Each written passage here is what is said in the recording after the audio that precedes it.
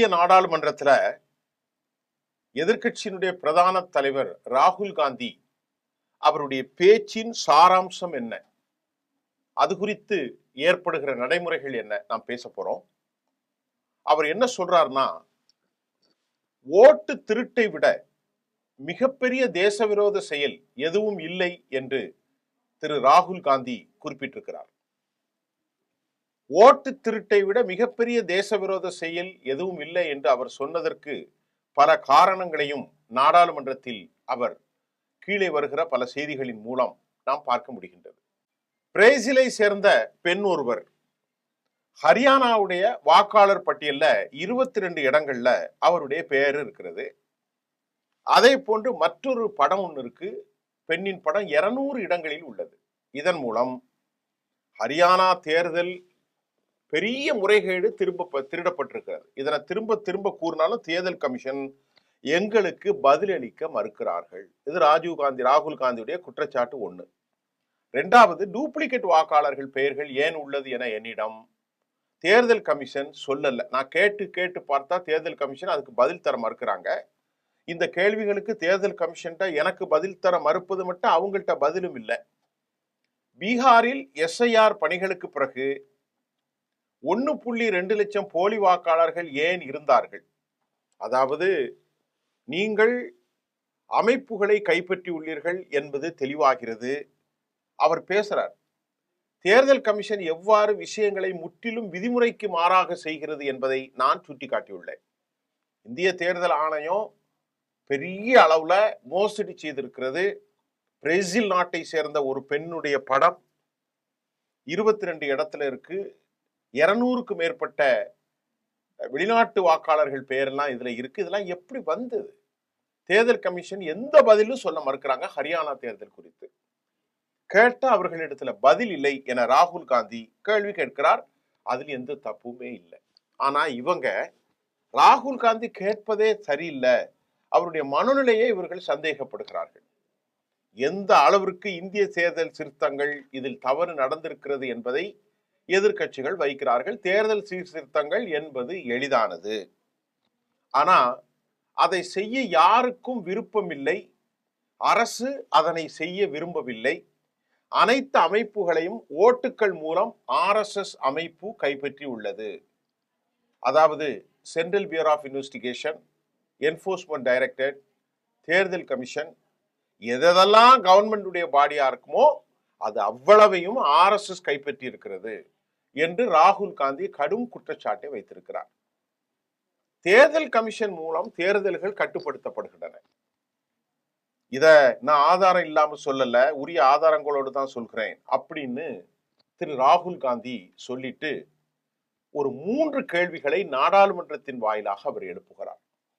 இந்த செய்தியை நம்ம சொல்லும் போது அதுல இருக்கக்கூடிய தர்க்கங்கள், நியாயவாதங்களை நீங்க புரிந்து கொள்ளணும். கேள்வி நம்பர் 1, தேர்தல் கமிஷனர்களுடைய நியமனம் செய்வதற்கான தேர்தல் குழுல சுப்ரீம் கோர்ட் தலைமை நீதிபதியை நீக்கியது யார்? ஏன்?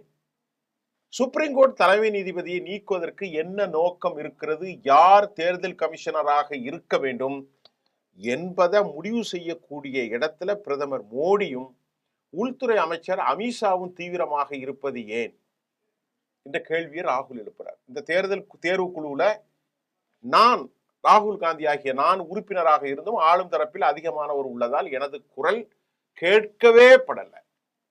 இதுல என்ன நியாயம் இருக்கு அப்படின்னு பார்த்தா, ஏற்கனவே UPA அரசாங்கத்தில் இந்த மாதிரியான முறைகேடுகள் இருக்கக்கூடாது என்று பாஜக அன்றைக்கு குரல் எழுப்பியது.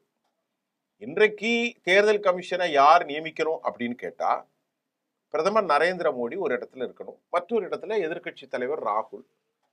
அப்ப மைய இடத்துல 3 பேருக்கும் சமநிலையான ஒரு கருத்தை தாவாக்களோ கருத்து மாறுபாடுகளோ வந்து அதை எடுக்கிற பொறுப்புல உச்ச நீதிமன்றத்தினுடைய தலைமை நீதிபதி இவங்க சேர்ந்து எடுத்தாதான் நல்லா இருக்கும்.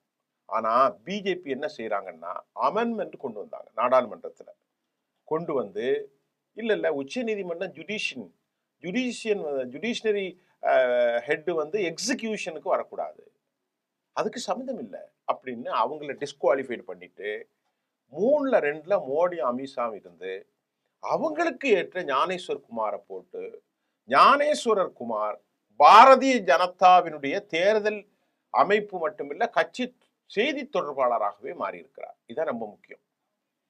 அதுக்கு அடுத்து அவர் 2வது கேள்வி என்ன எழுப்புறாருன்னா, 2023ஆம் ஆண்டு டிசம்பர் மாதம் பதவியில் இருக்கும்போது எடுக்கப்பட்ட நடவடிக்கைகளுக்காக எந்த தேர்தல் கமிஷனருக்கும் தண்டிக்கப்படக்கூடாது என்பதை உறுதி செய்வதற்காக மத்திய அரசு சட்டத்தை மாத்தினாங்க.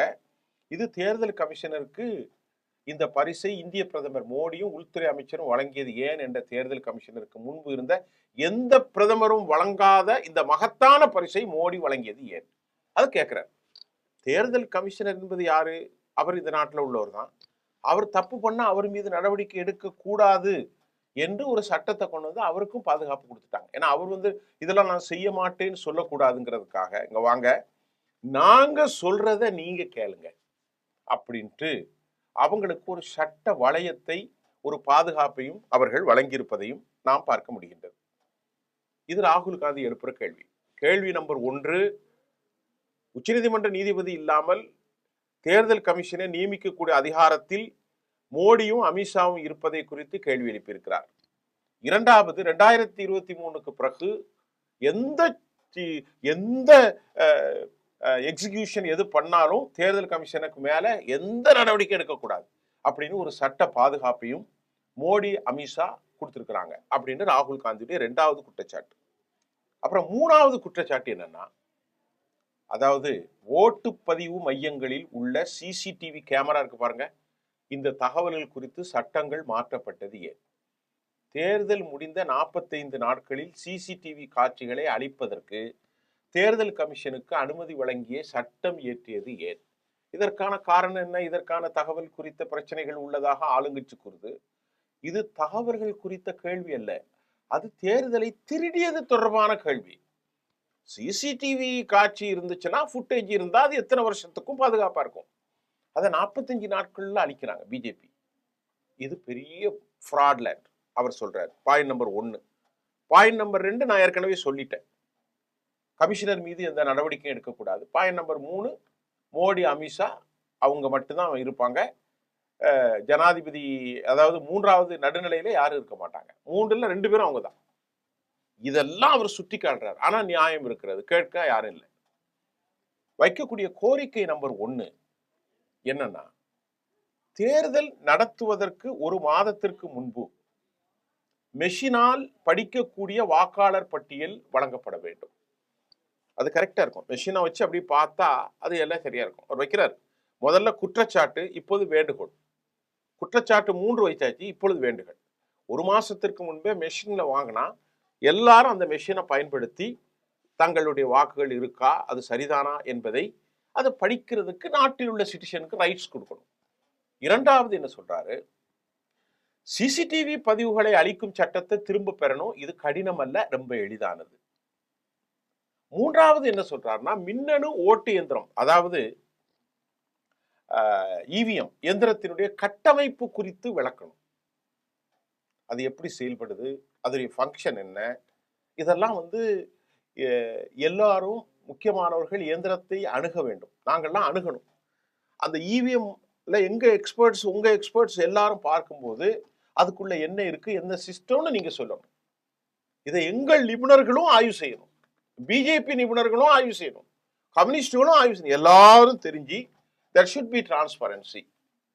இன்று வரை இந்த இவிஎம் மின்னணு ஓட்டு எந்திரத்தை யாரும் அணுகிறதுக்கு வாய்ப்பில்லை. அது ரகசியமா நீங்க வச்சிருக்கீங்க. எல்லாமே நியாயமான கேள்விங்க. 4வது, விரும்பும் என்ன வேண்டுமானாலும் செய்யலாம் என தேர்தல் கமிஷனருக்கு உச்சபட்ச அதிகாரத்தை மாற்ற வேண்டும். இது அவருடைய 4வது கோரிக்கை. 5வது கோரிக்கை, வாக்கு திருட்டு மிகப்பெரிய தேச விரோத செயல் என்றும் அவர் மோடியின் தலைமையிலான அந்த அரசுக்கு, என்டிஏவுக்கு எதிராக ரொம்ப ஆவேசமா கருத்து தெரிவிக்கிறார். அதுக்கு தொடர்ந்து அவர் பேசுறார், இது வெறும் அரசியல் விவாதம் அல்ல. யாரு? ராகுல் காந்தி. அடுத்த பாயிண்ட், இது நமது இந்திய தேசத்தினுடைய சோல் ஆஃப் நேஷன், இது ஆன்மா பற்றியது. நமது இந்தியா 150 கோடி மக்கள் கொண்ட ஒரு துணி.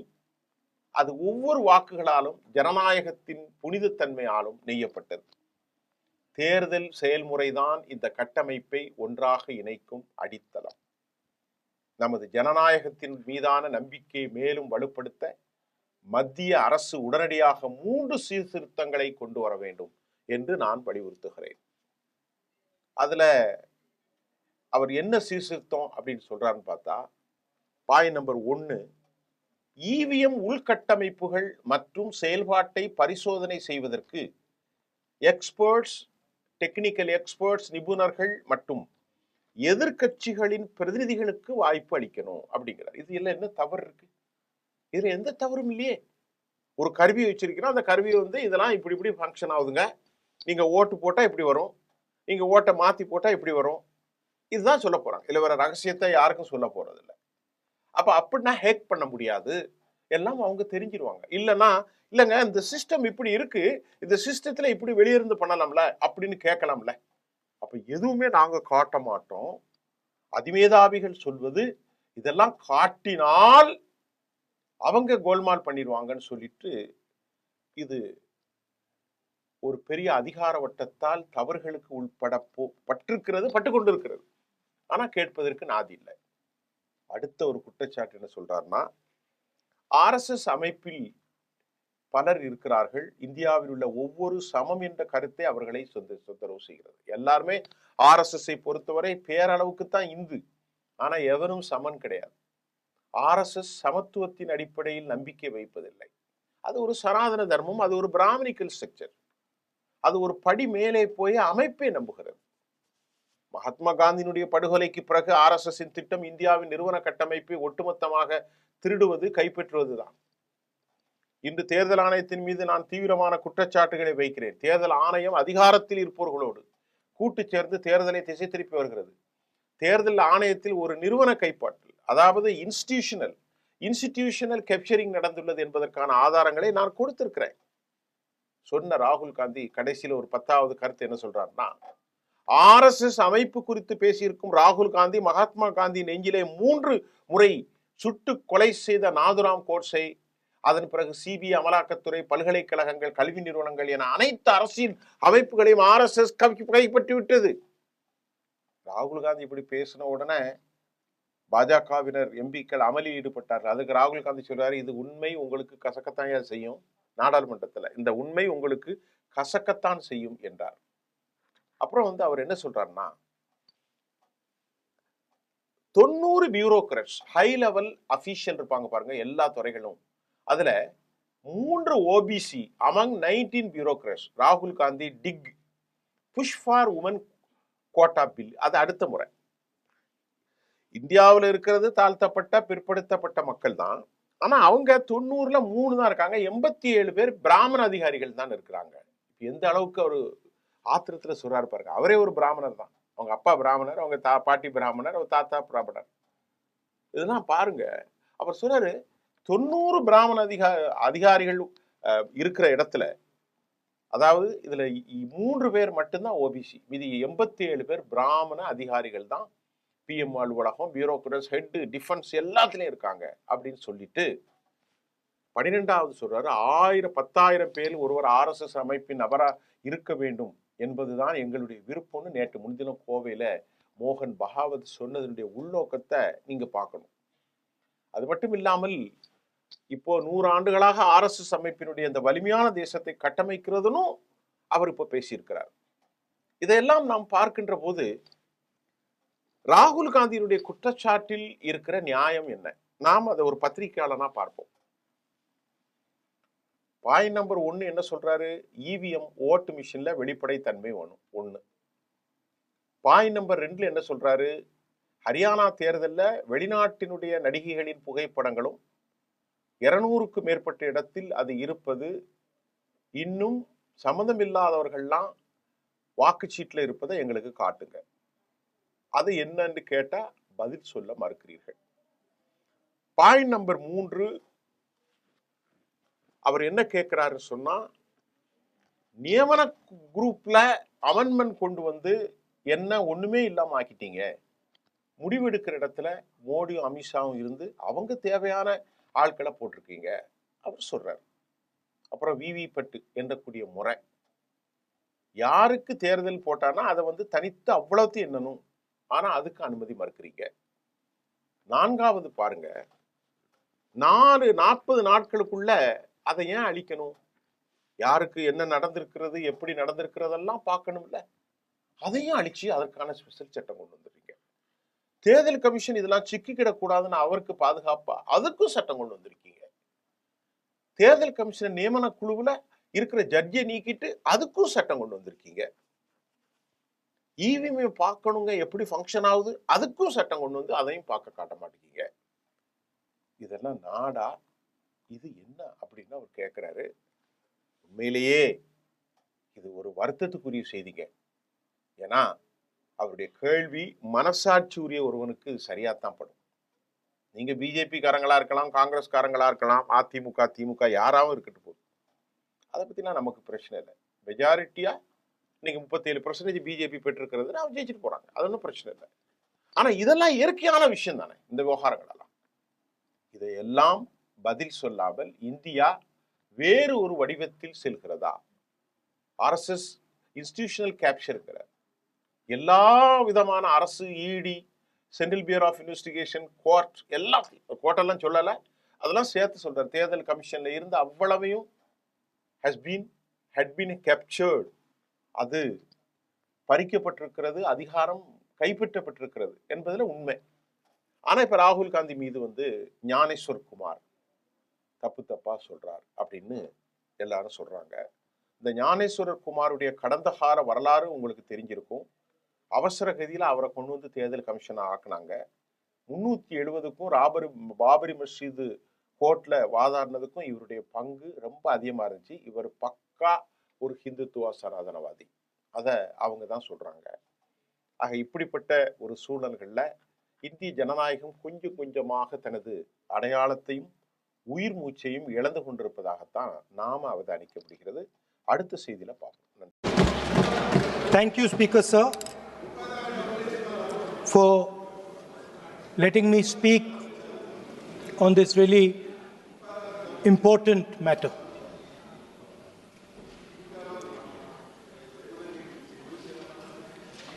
Speaker Sir, have you ever wondered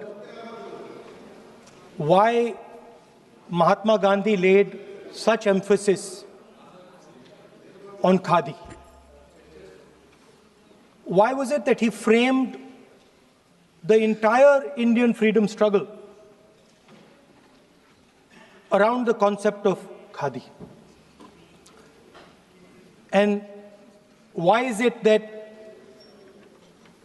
he only wore khadi? Because khadi is not just a cloth. Khadi is the expression of the people of India. It is the imagination, it is the sentiment, it is the productive force of the people of Aaj pehna hu khadi. It is the expression of the people of India. Speaker Sir, whichever state you go to, you will find different fabrics. There's the Himachali cap, Assamese gamcha, Banarsi sari, Kanchipuram sari, Naga jacket, and you will find that all these fabrics represent the people. When the people of Assam give you the gamcha, they're not just giving you a piece of cloth. They're giving you an expression. They're giving you a piece of their history, their tradition, their future, their imagination.